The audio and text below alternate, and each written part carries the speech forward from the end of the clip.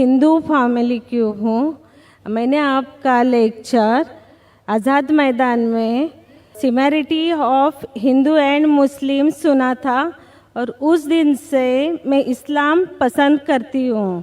आज सबके सामने मैं इस्लाम कबूल कर रही हूँ।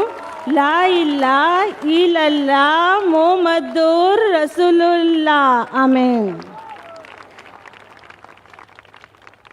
Marshall congratulated sister. Just for the benefit of those who don't understand Hindi, the sister said that she had heard my lecture the first time a few years back in Azad Maidan in Bombay on the topic similarities between Islam and Hinduism.